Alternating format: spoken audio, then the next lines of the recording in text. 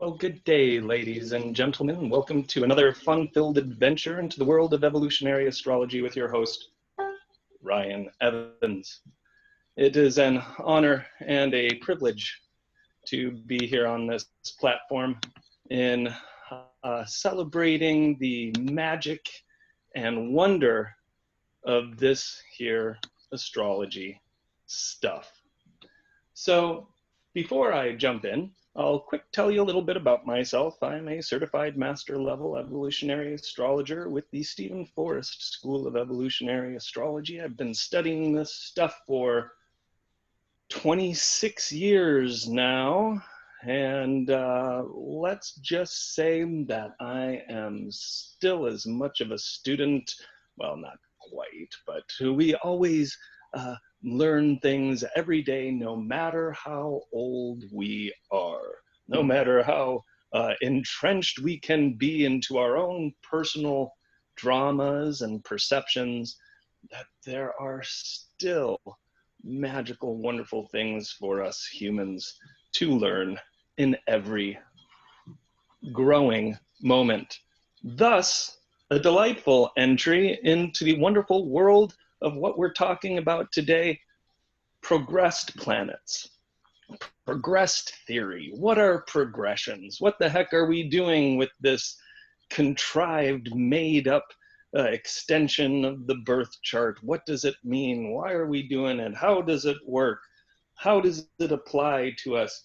Answers to all these questions and more. Please insert another 25 cents to continue. No, but really, folks, today we'll be talking again about the progressed planets. And so before I do, I will throw in the quick plug of if you are interested in a reading by yours truly here, feel free to contact me at flowerman1111 at yahoo.com. That's flowerman1111 at yahoo.com. And I also will be teaching classes here in June, an intro level to evolutionary astrology, as well as a level 2, a little more advanced techniques. Feel free to email me, again, at flowerman1111 at yahoo.com, if you would like more information. So, progressions. We all know about transits. They're real. We can kind of see them. The season that Saturn is in right now, retrograding, is in the early degrees of Aquarius. We can see that in terms of declination in the sky, how high Saturn is above or below the celestial equator, what season it is in. And we can see those effects on our birth chart, and that the effect of transits on our birth chart is much like the effect of what happens if somebody's driving along and they bump into our car. That's something that happens. It's real, it's tangible, actual.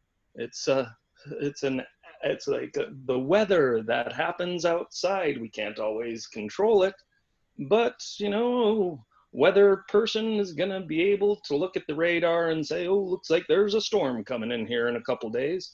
And we can say that pretty well with transits. Oh, looks like Saturn's coming to square your Venus. This and this and this and this are some, qualities, some benefits, and some liabilities to that. So we can look at that as astrologers and give some very clear, concrete information as to what to do with that, how to be with that, where to go with that. Progressions are a little different, though. They are a very interesting construct that we humans have created. So we've got this stuff happening in the sky and how it affects our birth chart. Those are the transits. And then one day, I'm not exactly sure. In fact, I'd love to hear the history of progressions, who started it. This I don't know, I probably could have researched that before this here talk, but somebody somewhere said, hey man, what happens if we make a day equal a year? Yeah, let's play with time. Let's stretch it out and see what happens when we take the movements of the planets of one day and instead slow it down and make that the movements of the planets and the angles and the points, make that 1 year. Oh yeah, great idea, man. So I don't know who came up with it or exactly how they came up with it, but let's look at the basic mathematics of progression theory. Now, the basic mathematics are in secondary progressions, the type of progression theory that is most commonly used and most popular, secondary progressions. We make the day equal the year. So what we do as astrologers is we slow down the movements of all of these planets so that the sun, which usually moves about a degree a day, we slow that down, we make the sun move a degree a year. The moon moves about around the zodiac every 27.3 or so days. Well, what would happen if we made the moon move around our birth chart, move around the zodiac in 27.3, 27 and a half years? Well, it slows everything down and shows how these energies build and coalesce over time. So in secondary progressions, the basic mathematics is the day equals a year. 1 degree of solar movement for the entire year. And then everything else moves in proportion. Now, there are several different kinds of progressions. I was just talking about secondary progressions. Now, there are primary progressions, which are now pretty much considered obsolete. And that's where, in primary progressions, we take the degrees of the house cusps and move those 1 degree per year. This is rarely used. Some people really enjoy it, but I have actually, now that I think about it, I don't know that I've ever had a discussion with any astrologer who uses primary progressions. So we use the secondary progressions instead. Again, talks about how these forces build up in our lives over time and how we grow and evolve through the slow movements of these planets. So again, the secondary progressions where the day equals the year. There are other types of progressions too. This one's interesting. Tertiary progressions, where 1 day equals a whole lunar cycle. So instead of the day equaling the year, it's a day equals a whole lunar cycle, so 27.3 days. That has its own implications. Frankly, I've never used them. You know why? Because there is so much already in the birth chart that I'm very conscious of the pocketbook of my clients. I could talk for 5 or 6 hours if I wanted to bring everything into the chart. Oh, look, your inverse tertiary progressed palace is semi-square, the midpoint of your Venus-Mars conjunction. Oh my gosh, that, of course it means something, but it's what we could consider relative minutia. I mean, everything has meaning in the chart, but again, do we want to talk for 5 or 6 hours? Do we want to rip ourselves apart in order to find the answer of whatever it is we're struggling with? Or how simple can we make it? I'm very much into simplicity. And so using secondary progressions, I love them. We also have minor progressions where the month equals the year. Oh, geez. Well, your tertiary progressed moon is in Gemini, but your progressed moon is in Cancer, and your minor progressed moon is in. Who are you really? So we can get very confused. So again, I like to keep it simple. I like to keep it at the secondary progressions. Now, there's another type of progression that we actually call solar arcs. And that is where, if we take the sun, and again, instead of moving it a degree a day, we move it a degree a year, but we move the whole chart a degree a year. So it goes click, click, click, click. Those are called solar arcs, where the sun moves a degree a year and everything else moves in proportion. Now we could have lunar arcs. We could have Venus arcs. We could have Mars arcs. We can move everything in relation to the movements of another planet and their orbit pattern. But again, oh my gosh, we can get so confused. Who am I? Is my heart a Gemini? Is it a Taurus? Is it an Aries? It's different in all of these different ways of looking at it. We can get confused and we can hit the eject button and forget the whole thing. So we want to avoid that. Again, keep it simple. Secondary progressions. So that's kind of how they work in theory. We say, all right, the day equals the year. So that the birth chart 14 days after our birth is our progressed chart 14 years after our birth. So what are we doing with this progressed stuff?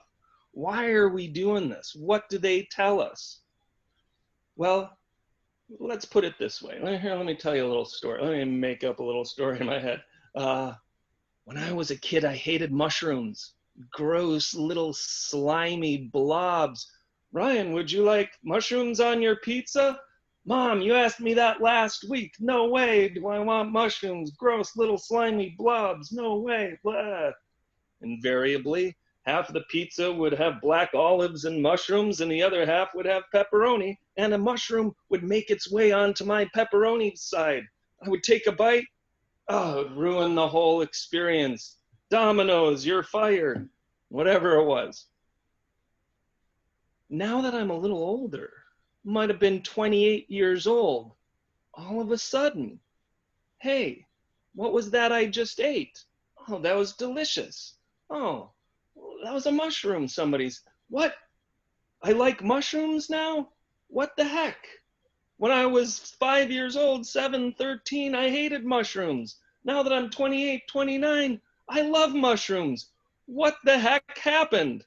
Well, what that was my progressed moon came into conjunction with my natal Venus, and my progressed Venus came into conjunction with my natal Jupiter, and boy, did my taste change. Now, that's a little bit tongue-in-cheek, but it does show how we're not the same person we were when we were 7. Raise your hand if you're the same. In fact, if you raise your hand when I ask if you're the same person when you're 7, then something is really wrong. Because we grow, we evolve, we learn. Transits happen to us, and we make choices in relation to that stimuli. And the choices that we make set a tone in our being that then resonates with us throughout our life. So one could say that progressions are our cumulative response to the transits that we've experienced. Not everybody is going to respond in the same way to Pluto conjoining their Jupiter. Some people might strike it rich. Some people might go bankrupt. Some people might go bankrupt and say, hey, wait, I can do this. I can find my power. Other people might go bankrupt and say, oh my gosh, I must suck. I'm horrible. I'm going to go live a life of crime and villainy. Two different responses to the same external or, same external event. And so the person that reacts to that transit positively is making an evolved choice, an evolved reaction to the stimuli. That's where we learn and we grow. It's kind of like we put that in the bank. Oh, I reacted positively to this horrible Saturn or Pluto transit. Yay, well, at least I've got some good karma points. Those good karma points, they kind of build up and they help to define and develop who we eventually become, which is thusly reflected in our progressions. So, progressions are the development of the individual, the development of life. I hated mushrooms as a child. I learned a little bit about the benefits of the shiitake mushroom, and I thought to myself, gosh, it might be a smart thing for me to do, to try to imbibe some of these medicinal mushrooms, the maitake, lion's mane, that would be a good one. I went through my fear and, wait a second, I like mushrooms. I do like green eggs and ham, Sam, I am. So we learn, we grow, the progressions reflect that. Moreover, if we think of a plant, think of a walnut tree. The walnut is planted and it sprouts. And unless there's something a little strange in the programming of the DNA of that walnut, it's not going to sprout and put out a big flower.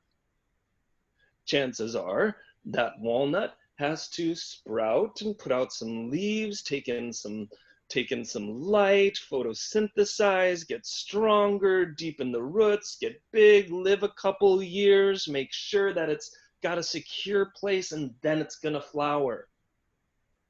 That timing of the flowering of the walnut tree is kind of programmed into the evolution of that walnut. You have within you, all of us, have within us a programmed time for things to evolve, a programmed time for things to grow, a programmed time for things to be released. This programmed time is shown by our progressions. So in predictive astrology, something that I definitely like to shy away from, because let's face it, the future is always in motion, and I have no idea what you're going to choose in response to stimuli. But these progressions that occur, when they come up, they're like our timing for our awakening. And so this is the time that I am going to blossom. This is the time that I am going to awaken. It's almost like, if I were to wax esoteric, kind of like a soul contract that we have. Now, I am a firm believer. It is a belief. I will own that. It is a belief that we choose our charts, that we choose our parents, that we might even choose before incarnating. We might even choose the events that occur. We might choose the unfolding of our life so as to maximize the learning and growth potential. These are shown through progressions. And so if we take conscious advantage of moments of we'll call them trigger moments, where certain progressed planets or points are in very poignant places in our charts, that we take advantage of those, we learn, we grow, and we evolve. And so these times of key progressed aspects are evolutionary poignant times in our life where we're given opportunities to say, hey, are we going to grow and evolve? Are we going to become something more than we may have been? Or are we going to keep repeating the same patterns? Are we going to just do it the way we've always done it because it's easy and it's familiar? Why would I want to even try a mushroom? Gross. My 7-year-old self used to flick them off the pizza and see if they'd stick to the wall. Try to feed me another mushroom, I'll do the same thing. But that part that encouraged us to expand beyond our confines, that's what's asked of progressions. So how do we use them? That's the next good question. What do we do with them? So okay, yeah, we've got these progressed planets. We can see our sun progress. You know, what's so great about them? You know, how do we use them in our chart? How do we use them in our life? How do we make sense of them? Well, there are several different things to look at regarding progressions. First off, since everything's moving slowly, again, the sun, in the progressed sun, is moving 1 degree a year. Usually it takes 1 year to move 363 all the way around the zodiac. 1 year. Pluto takes 242 years to go around the zodiac. So in your progressed chart, the outer planets, they're not going to move too much. I mean, how many degrees does Pluto move in 30 days? Not many. 2, 3. Depends on how fast Pluto's moving. But in the course of your 60, 80, 90 years, we could translate that into, well, how far is Pluto moving in 30, 60, 90 days? Not very far. So the outer planets we don't pay too much attention to in terms of progression. Now I'll footnote that with the next comment where we can see progressed planets stationing direct or retrograde. These are huge. These are monumental. If we have a progressed outer planet stationing direct or retrograde in our chart, say we're 45 years old, and our progressed Jupiter has been retrograde for most of our life, and our progressed Jupiter stations direct, that is an incredible amount of power about to be released.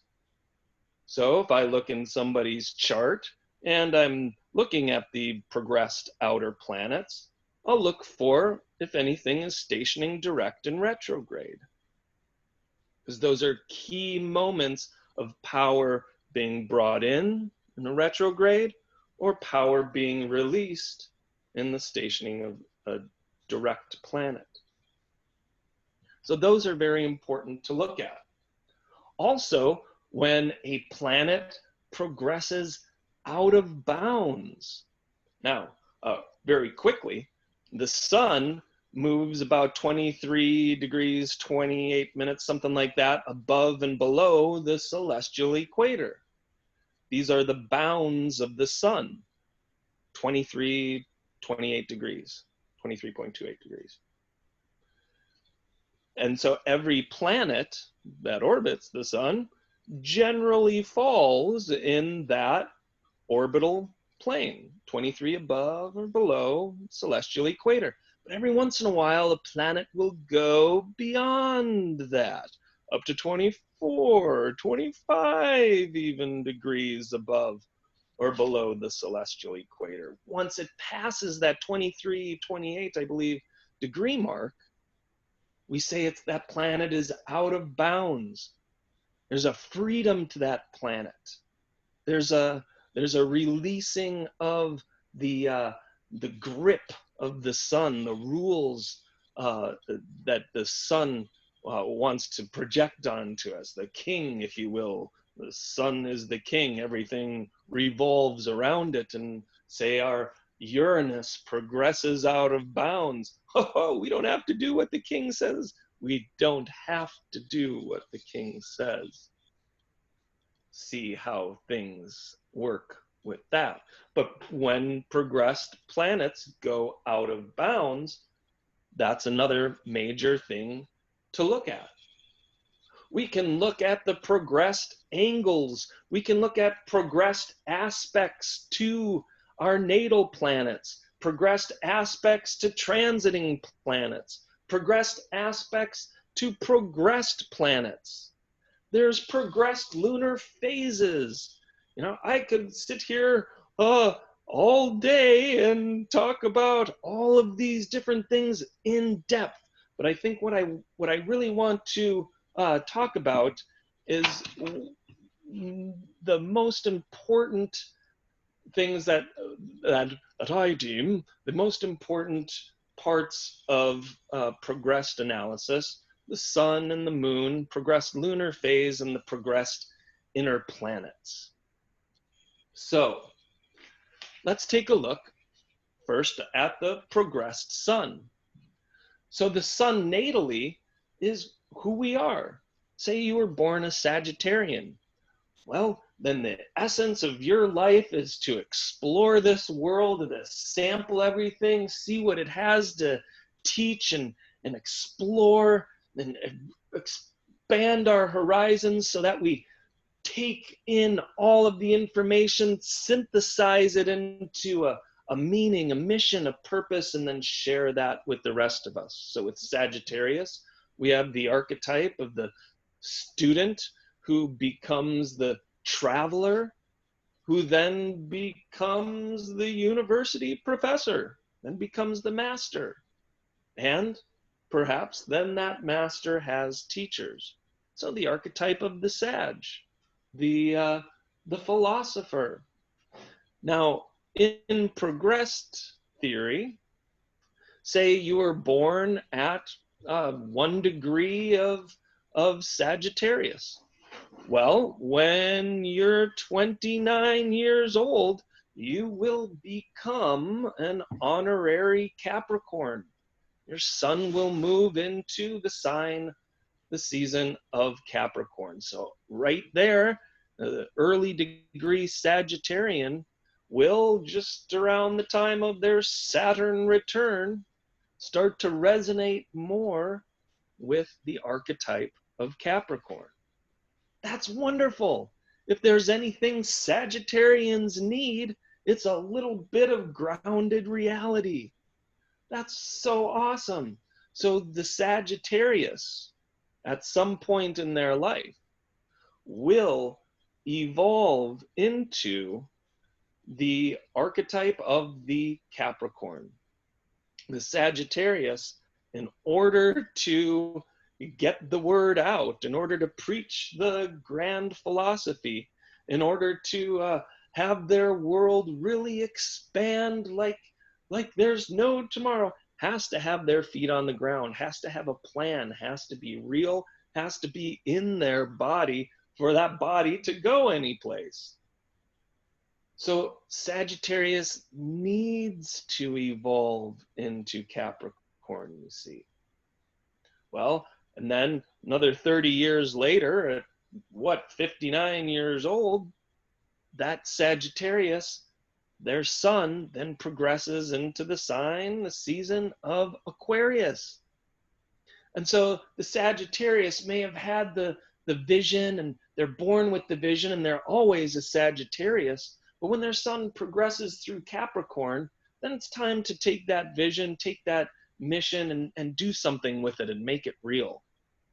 And then, when that Sagittarius sun progresses into Aquarius, they can go back into their normal weirdo self and live out the rest of their days doing all their weirdo stuff like a good Aquarius.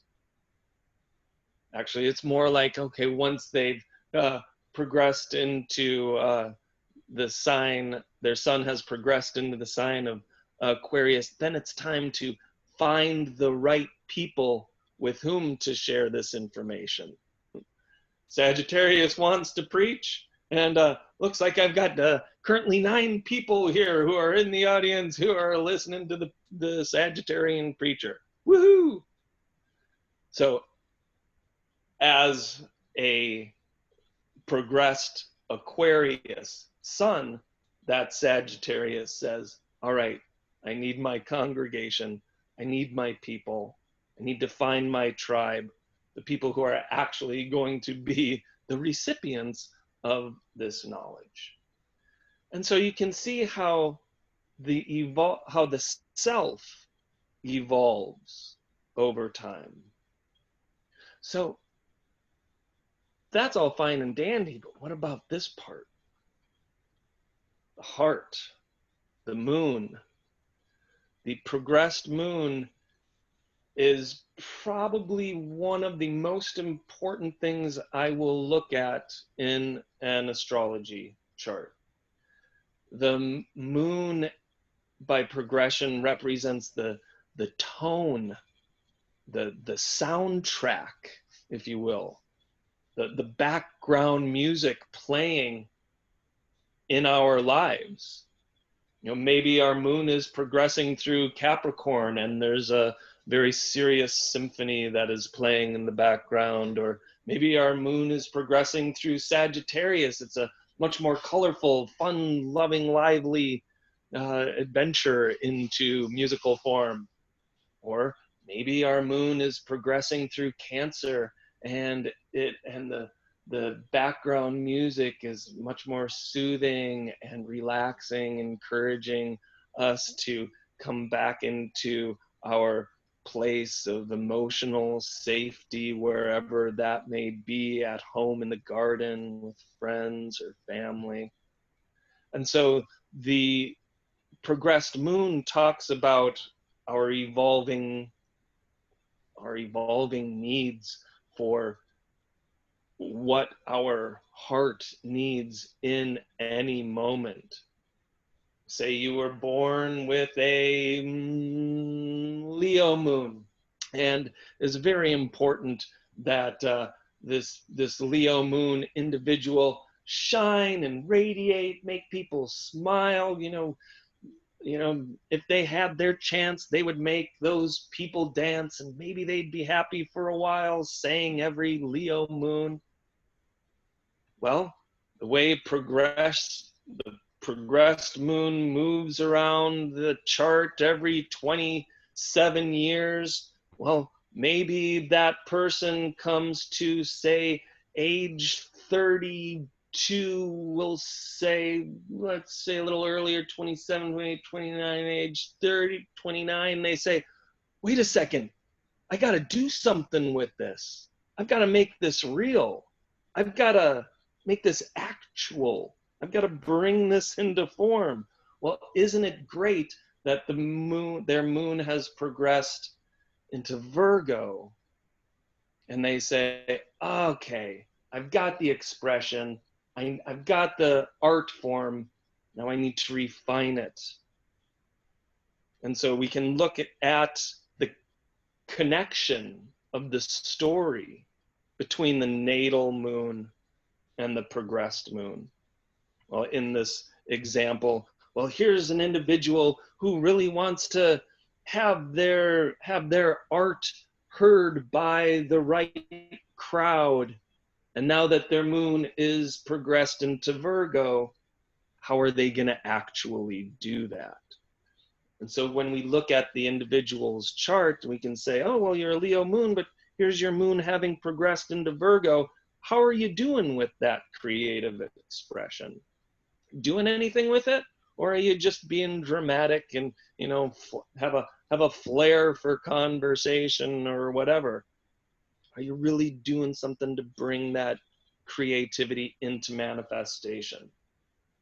So the progressed moon, the evolving tone of our life, Progressed moon in Capricorn, time to put the nose to the grindstone and let go of any emotional hyperreactivity. That's what your heart needs. Your moon is progressing through Capricorn. Your heart needs to not put so much energy into your feeling self, but to instead take that feeling, ground it, make it real, do something with it. Any of those progressed lunar earth signs. Moreover, and this is my favorite, I love to look at this in charts because it says so much. The progressed lunar phase, the phase relationship between the progressed sun and the progressed moon. So every lunar phase has its own little story. It's a new moon, time to wake up. We have no idea what we're doing, but like a new moon, it's the new beginning, it's the new start. We're still in the dark hemicycle, so there's a little bit of this, but hey, we're moving forward, kind of like the first house feels. I have no idea exactly what I'm doing, but boy, I have to make some decisions right now. So progressed new moon that is conjoined the sun is much different than a progressed waning balsamic moon that is conjoined the sun. One is just a few degrees away, 3, 4, 5 degrees away from the sun. The other could be 350 degrees away from the sun. So the lunar phase, are we engaging? Are we letting go? When the moon is in a waxing phase to the progressed sun, we're at a point in our life where it's time to really grow and expand and put energy out there and see who's with us. And you can see my arms going like this and I'm putting out. But in the waning cycle, more of a time to be inward, more of a time to be introspective, more of a time to gather energies into this place. So the progressed lunar phase talks about a place in our life where either we are really engaging things or we're really letting go of things. So progressed stations, very important. When planets progress out of bounds, very important.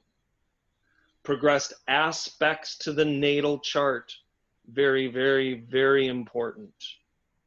Progressed aspects to transits, important. Progressed aspects to progressed planets, important. Progressed lunar phases, very, very important. The next thing that's very, very, very important are our progressed planets changing signs or changing house. So say our progressed moon has been in the first house and we've been making all these powerful choices saying this is what I'm going to do, this is who I am, this is the direction I'm going. Well, as soon as our moon progresses into the second house, then we have to have the confidence to show ourselves that we can be everything we defined ourselves as in the first house. So we have a 2.5-year period there, more or less, with a lunar progression through the second house that is much different than the lunar progression through the first house and different than the lunar progression through the third house. So what else progresses? Sun and moon, very, very, very important. What else? Well, everything. Progressed Mercury talks about our evolving changes of mind, our evolving shifts in perception. Progressed Mercury is very important when we have new ideas or drop old ideas that don't necessarily resonate with who we are becoming.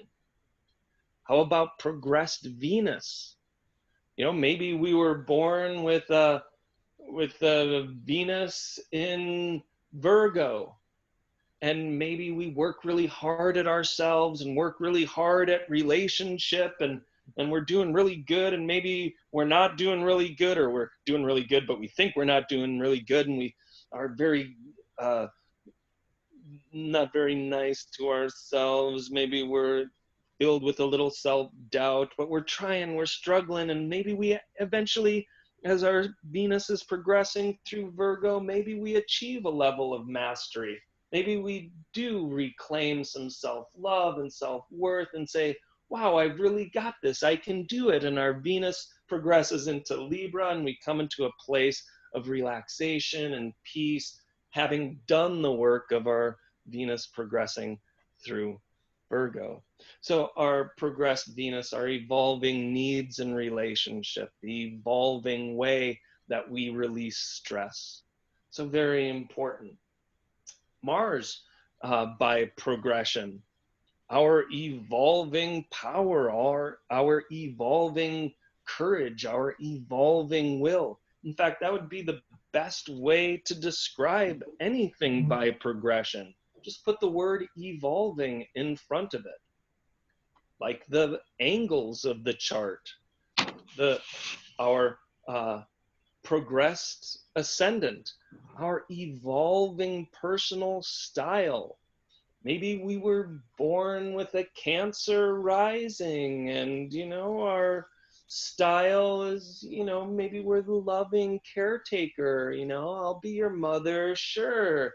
And then after having enough of that for a while, our ascendant progresses into Leo, and it's time to say, hey, wait a second, I'm going to take my energy and I'm going to shine with this. I'm going to put myself out there. I've done enough of this hiding behind where it's safe. My ascendant has progressed into Leo, and I need to shine and come forth.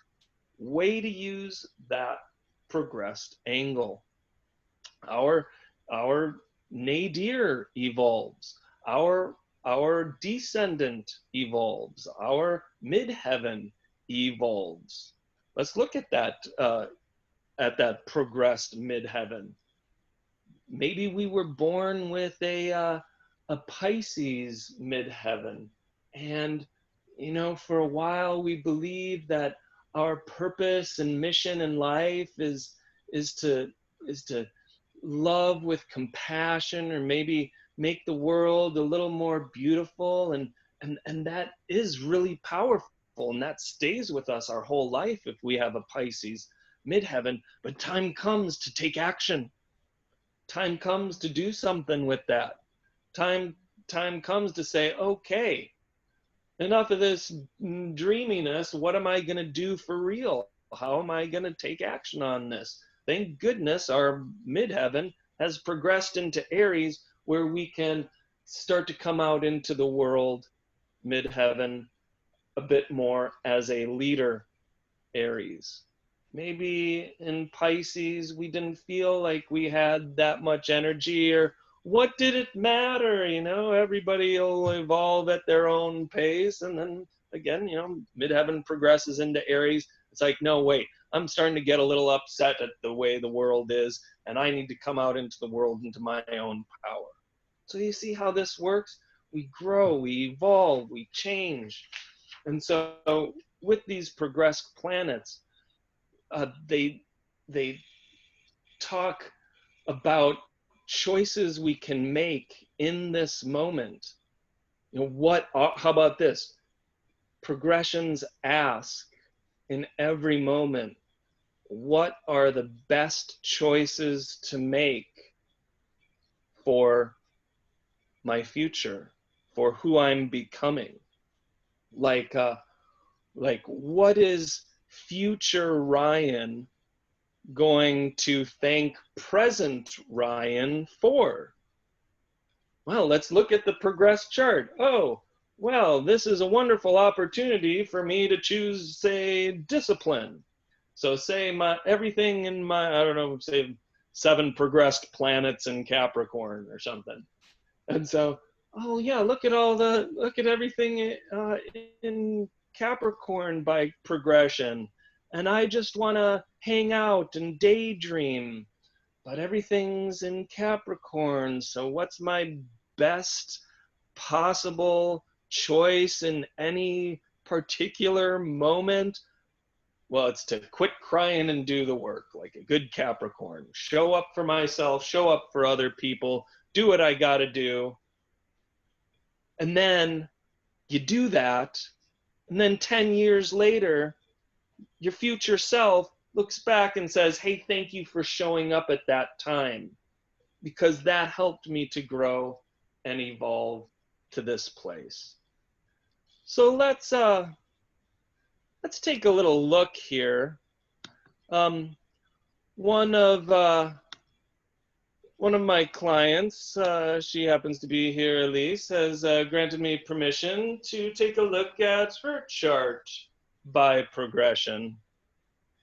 And I'm hoping that you can all see this, because the first time I've done this on this EA Zoom platform. So unless somebody's going to interrupt me and say, we can't see what you're doing, Ryan, I'm going to assume that you can see this birth chart here in front of me, and you can see my little cursor moving, and around here is the progressed chart. Let's look over here real quick. As you can see, Elise's Pluto in the 12th house is at natal Pluto is at 10 degrees, 52 minutes of Scorpio in retrograde. Now, Elise was born in 1988. So since that time, by progression, look at how much Pluto has moved. Not a whole heck of a lot. But look, here's the sun, 22 degrees of Taurus. It has moved in her, 31 years? It has moved up to 23 degrees of Gemini. So while Elise was born a Jupiterian Taurus, she has evolved through her life to become this Gemini, this 8th house Gemini.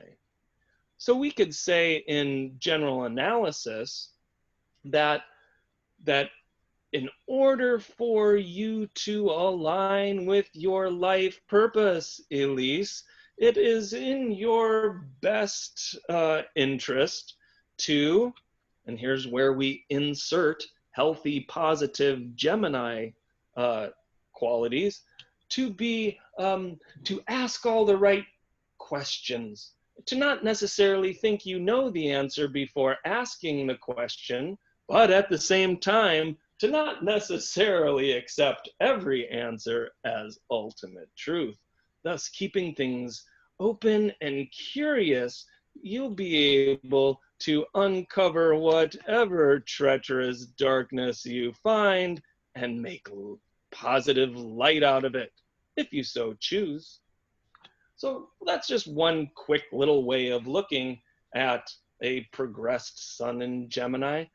However, when we look deeper at the chart and we bring the progressions in, this is where it gets really juicy, where we look at the progressed chart as it relates to the natal chart. And the first thing we see right here, I mean, besides the fact that Mercury and Venus are conjoined by progression in a retrograde, but we're also looking at the fact that here's the progressed moon in Gemini about to enter her 8th house. We can call this an 8th house moon, but this is what I really love. And here's the moon by progression squaring the nodes.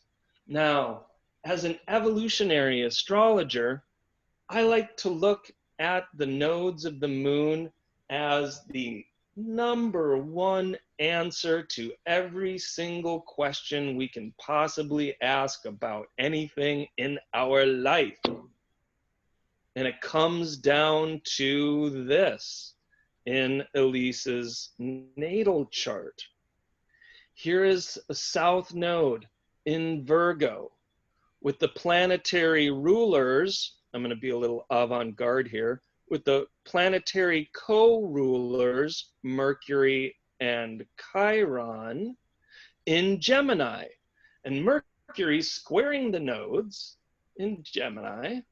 And here's Chiron, we can say that's conjoined Venus squaring the nodes. So having a knowledge of the basic nodal story here is going to help us in these progressions. Well, what's the basic nodal story here? 10th house is the house where we are defined by the public, defined by our community. It's the work that we do in the world, yes, but it's the people of the world who see us doing that work, and it's us who are bringing our work to the people of the world. So we could say that in a past life, that there was some form of, maybe if not fame, but at least credence given to public opinion here in her past life. So who was she? She was Virgoan. She could have been a healer type. She could have been a student. She could have been a disciple. But the sign of the South Node talks mostly about the feeling, the emotional tone that we had in our past life. And the way we evolutionary astrologers do it is, since that we're here again, there was something we didn't quite get right in our past life, or maybe there was something that hurt us or stymied us. What is it?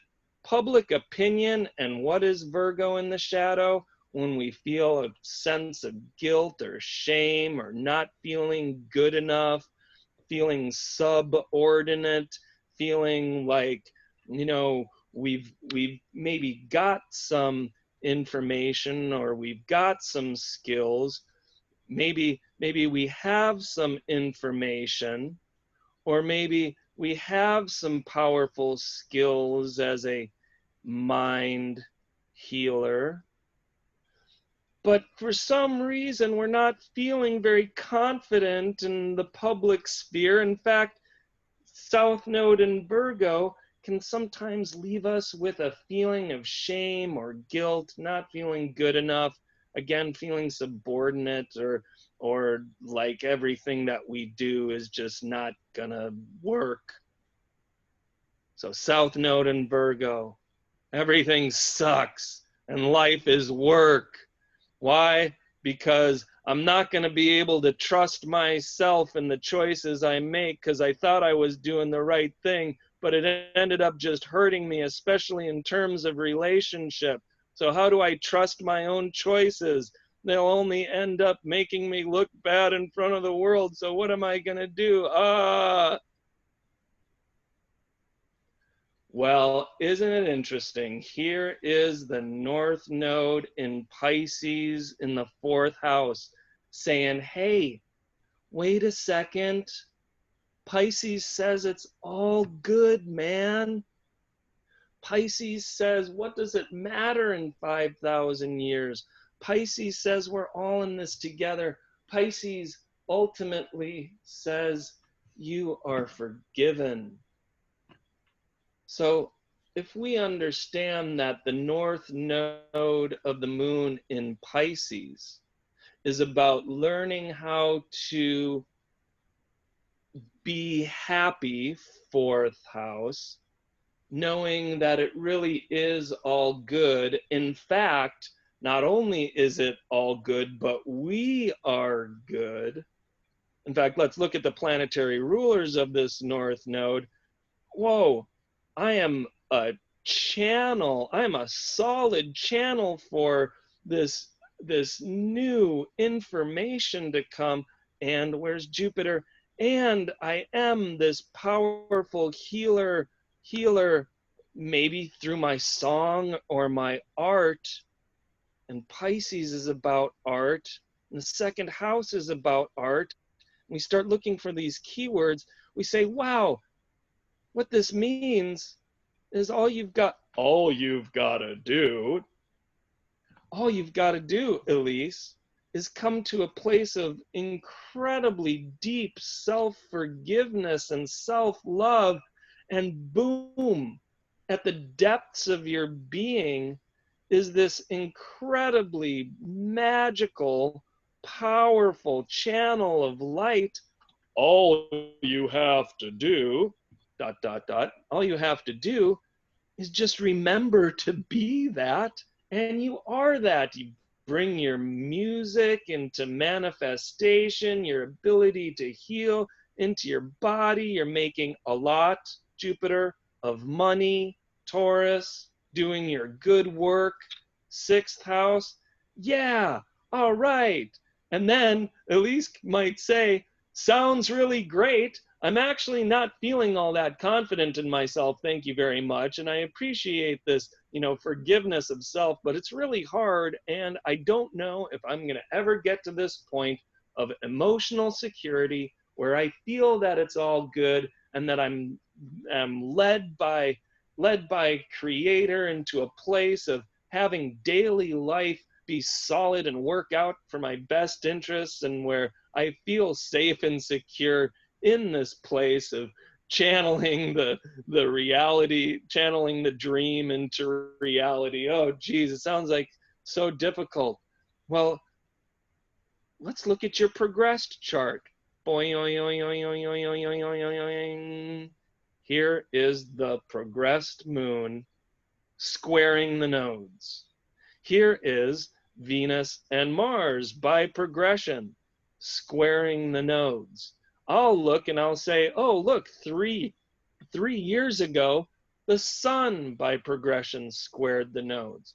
But right here, right now, in fact, knowing the movement of the progressed moon is about a degree a month, I can look at this and say, wow, within the next month, Elise, you have an incredible opportunity here to change the way that you see things, Gemini. To come into a place of healthy detachment from this place of giving too much credence to the opinion of the world, where you can start to see look at all this, see your own power and the beauty and the rightness of your perception, and how powerful that is, and how other people actually really need that. So here, Elise, you have an incredible opportunity right now with the square, the lunar progression, and the square to the nodes, to tell yourself that you love yourself enough to get the word out here of whatever it is that you didn't trust yourself enough, or maybe you trusted other people and that was part of the problem in the last life, but to trust yourself enough in your own power to step into this place of magic, to step into this place of getting your art out there, and to step into this place of making the dream real, to get into this place of really finding a mission that works, and you can have that be part of your job description. You have an opportunity right now to feel your way into observing the clues and omens and synchronicities that are magically put before you. If you can trust, seventh house, your heart, progressed moon, and what it is saying, Gemini, and you can listen, progressed Mercury, through the lens of self-love, Venus, without giving that energy away too much, eighth house and seventh house, but finding instead your right people, finding Gemini, your right people, Venus. And note that I could easily bring in the transit of Venus and its recent station right here too, to put some exclamation points on everything that I'm saying. If you can do this, wow, then the magic of your heart flows freely into the realms of manifestation. But you have to choose it. You have to choose it through your words. You have to choose it through your choice of perception. How are you going to look at it? Are you going to continue to look at it as if everything is not going to work out, or everything's wrong, everything's bad, or the world is going to judge me, or, you know, not to be like, you can be like, the world's gonna judge me and poor me, you know, I mean, not to, you know, lessen the intensity of this feeling, but to emphasize the need here of the power of choice and the power of perception right now, that the world is what you say it is. Align your heart with that, moon, progressed moon, so strongly triggered because, moreover, because we're looking at the fourth house, the moon's natural house, as the way out here. You feel you trust yourself here, and you trust those people in your life that are strong, that are powerful, that do love you, that are honest, that are truth, and not the people who are just hypercritical. Would you trust the open, non-judgmentalness of your right people? And you say to yourself, yeah, I can do this. Then you come into this, then you use this square here, this stumbling block, as a stepping stone to take you to this place. Hey, you can miss this opportunity if you so choose. You can go ahead and keep repeating the same words, Gemini, that you've heard from the world out there over and over. The world sucks, the world is hard, the world's out to get ya. Or you can say a whole new set of words here. Wait a second, I'm awesome. Wait a second, I can do this. Wait a second, people are interested in hearing what I have to say. And moreover, North Node in Pisces, it doesn't really matter, because as long as I'm doing what makes me happy, then I'm happy. And my happiness is what's most important here. So if I do this right, I can choose happiness. If I do this incorrectly, I'm listening to the old, repeated patterns over and over again. It takes choice. It takes action.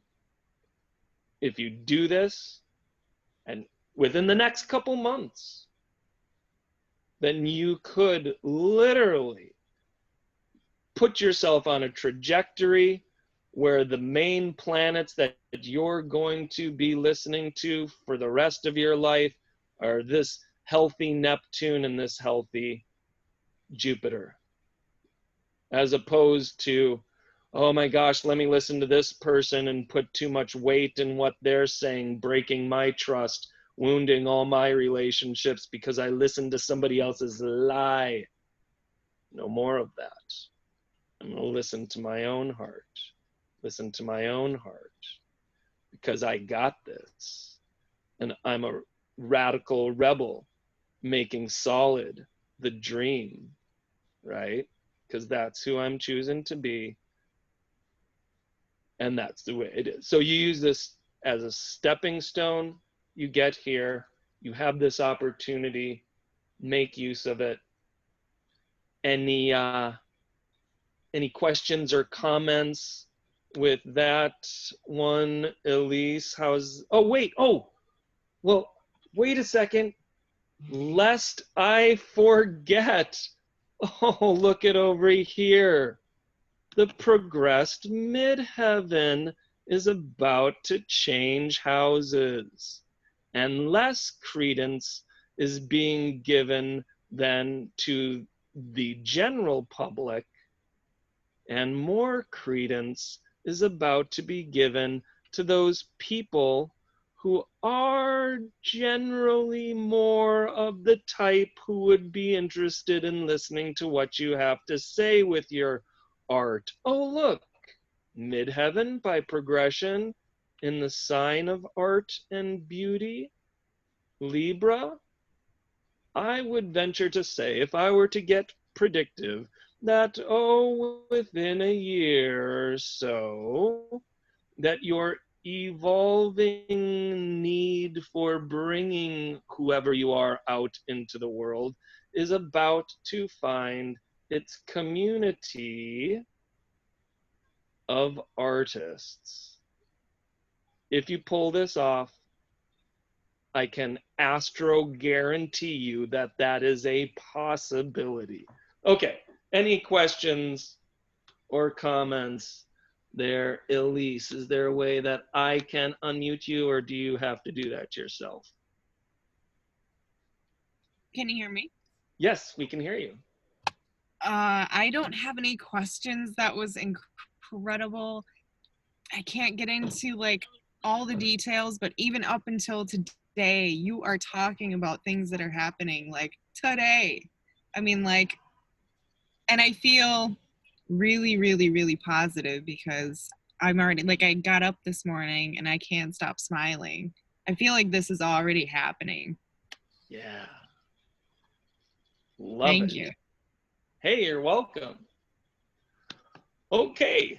Well, there you go, kids and campers. That's one little foray into how these progressed planets and angles can work. Are there any other questions or comments from the audience at large out there? I see there's a little chat here. What happens if I press the button? Elise, you are awesome. Yes, you are. I had a question. Yes. What about looking at progressed chart and solar return chart together?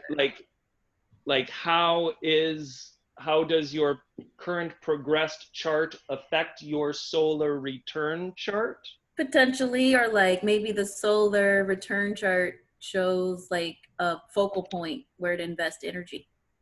Well, the solar return chart definitely shows a focal point on where to invest our energy for the year. That's definitely a definition of the solar return chart.